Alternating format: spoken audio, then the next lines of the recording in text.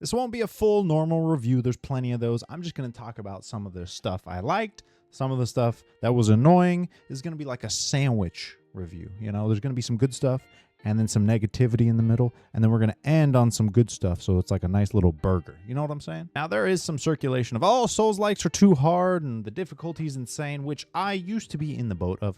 I've come to realize it's all about patience and paying attention, which most games don't make you do these days.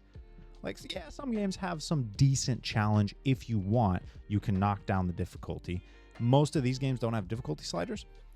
And you'll find yourself fighting the same boss for 8 hours straight, and you'll be super frustrated. Then you'll go to bed thinking about it. Then you wake up saying, oh my God, it's going to be another 8 hours of fighting this boss, and I don't even know what to do with myself. Then you beat him on the first or second try. That's what it takes. You just pay attention. You know what their moveset is. Then you go to bed, you get some rest, you come back at it fresh, and you'll beat them. That's it. That's happened to me like 3 times. 2 bosses I beat while I was walking on a treadmill at the same time. The third one, I was on the couch deep in some wine, like not even really caring. I was just vibing. I was being patient, waiting for the boss to come to me. It was insane, but you start to realize I just got to breathe. I got to take it easy, and it'll all be okay. You know what I'm saying? Here is the single biggest gripe I have with the game. And now some people, I'm not going to talk about performance. As with literally every game, performance is based on what you're playing it on, based on your PC configuration, or if you're playing on a PS5 or PS5 Pro. I'm not talking about that. The fact that when you go down on the ground, when you get knocked down, you do not have the iframes, the dodge frames, the invincibility frames, whatever you want to call them. So when you dodge in these games, even if it looks visually like an attack is hitting you, if you're dodging as the attack hits you, you have invincibility. So you'll perfect dodge, you'll avoid all damage. And likewise, when you get knocked on the ground, there is a period you're supposed to have those same invincibility frames. So that way the boss can't just pepper you on the ground. This game doesn't have that. So you get knocked to the ground, and you better hope that the attack they're trying to swing at you is a slash above you. Because if it's a weapon that comes down on top of you, you're done. You're done. You're done. If you're on the ground, they can just pummel you. Which, again, doesn't sound terrible until you play it. Because you can't immediately dodge as you fall on the ground. It takes a couple seconds. And they can just boom, boom, boom, boom, boom, and you're dead. So it is brutal.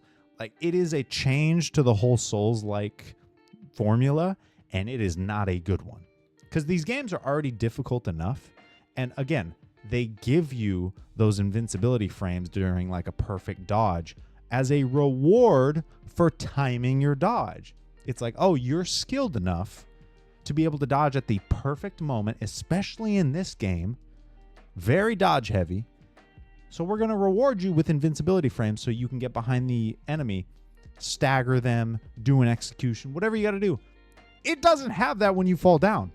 So the solution is don't fall down. Don't get knocked down. Don't ever get hit. Otherwise, you might be screwed. So that is a very, very big hurdle to get over. Like, damn, okay. You really got to be on your toes. Like, hard. Now, of course, yes, performance issues. I was able to play it on my ROG Ally X, like in bed on medium settings. And then on PC, I was running it on high. Didn't have any issues. I played it through Game Pass. Again, I don't know. It always seems like it's your PC configuration. I know when Black Myth Wukong came out, if you had an AMD GPU, people were fuming. Like, oh my God, I can't even run it. It's crashing. So, as with everything, take it with a grain of salt. If you can't dodge, you're screwed. Because guess what? The game is very dodge heavy. And you might say, oh, well, I don't have to dodge. You kind of do, because perfect dodges charge up your feathering, which then allows you to use your abilities, your spells. So it's like, you need to be able to do that. Like, come on. You got to be able to dodge. Yes, you can block and parry if you find a weapon that can block, or if you unlock like a parry and counterattack in your skill tree, but you have to dodge. Now, the pain with that is, oh, I have to dodge, but I'm also managing stamina. Really? You feel good about that? Okay. All right. Of course. It's the mile trek in between the save point and the boss that's going to get to you. It's not the boss. The boss is frustrating and it'll take you a while.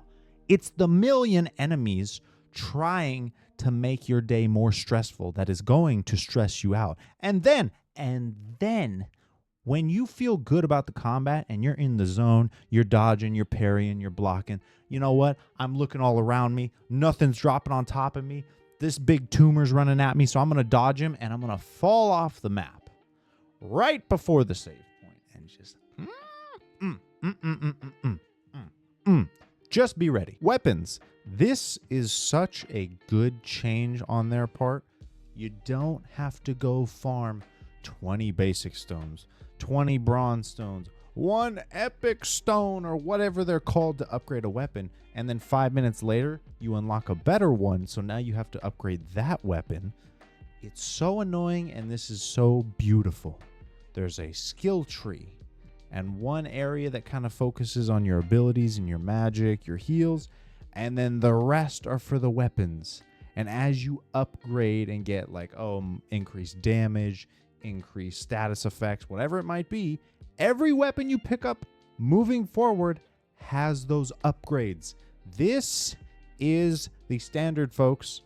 I don't know anyone who loves going around finding all these upgrade materials to upgrade a weapon they got 2 minutes ago just for it to be obsolete in an hour. This change is beautiful. Plus, you can interchange abilities. So yeah, every weapon has one set ability and then one from your skill tree, like your ability paths. So you might unlock 5 abilities in your skill tree, and you're able to swap that out. Oh, this one's specifically for a longsword. This one's for the axe.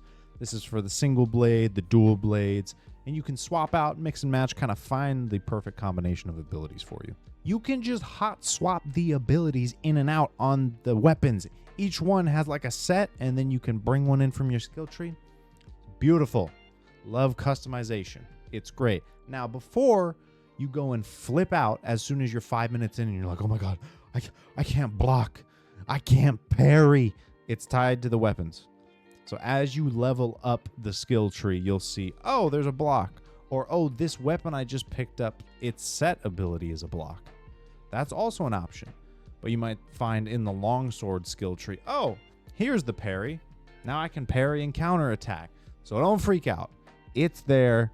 But for the first hour, if you're not seeing this and you just hopping and playing, you don't know that, it's really funny. I'm going to laugh knowing that there's people out there who are like, why can't I block? What? Dodge? What? Because that was me. Sole focus on dodge until you either pick up a weapon that can block or you unlock abilities. I was freaking out. Like, dog, what are we doing here? Just dodge? And I have to manage stamina? Are you kidding me? And there's no block? Oh. Yeah, the first couple hours of this game were tense. I was... It's that point where you start a new Souls-like and you just get in just far enough to say, is this the right move? Do I really want to put myself through this again? Like, I know I kind of do, but maybe I don't. Now, for me, it's the perfect length. Top 10 things you never want to hear. I'm at 36 hours and I'm coming up on the end. That's beautiful. If you're coming off of first Berserker Kazan, that is a long game. That is long compared to this one. So don't expect this. Like I said, 36, you could probably put 45 if you're like 100%er. I'm not a platinum hunter.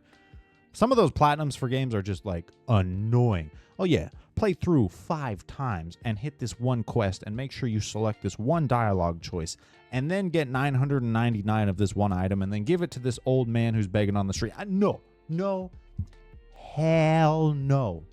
I'm here for fun. That's it. I know that's sometimes counterintuitive with Souls-like, but I'm here for fun, all right? And regardless of the difficulty and the pain in the ass these games can be, they're also really enjoyable. Like, I understand the whole gratifying conquering a challenge and then the feeling that you get afterward, like, yes, I am the man. That does feel really good. When you're stuck on a boss and you finally beat them, I get it. It does feel really good. And like I said, this game is a good length. So if you like that, again, it's on Game Pass. That's the biggest pro of all. It's on Game Pass. If you're already paying for Game Pass, you can just go play it. Dude, these big games releasing on Game Pass day one is immaculate. More people get to play it if you don't have the money to buy it outright. I love it. This shit is great.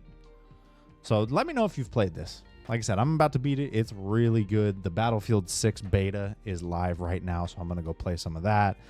And August is a crazy month for releases, so let me know if you're playing anything that's coming out this month. We've got Echoes of the End. We've got Lost Souls Aside. I want to say a couple others. I'm kind of blanking on it. It's crazy. I'm pretty sure the Metal Gear Delta remake comes out too. Like, my God. Crazy month. I appreciate you guys for watching. If you want to see live streams, the Twitch is linked. I stream every Tuesday and Thursday at 4:30 PST, unless something comes up, you know. And make sure you go subscribe. Stick around. Tell me what you're drinking. I had 2 cups of coffee already, a little bit of milk, and then some sugar-free dulce de leche, like sweetener. I might do some decaf, though. Like, I'm feeling a 3rd cup, but I don't want to be too zoomy. You know what I mean? So I'm thinking some decaf. But I appreciate you. Have a good rest of your day and a good weekend.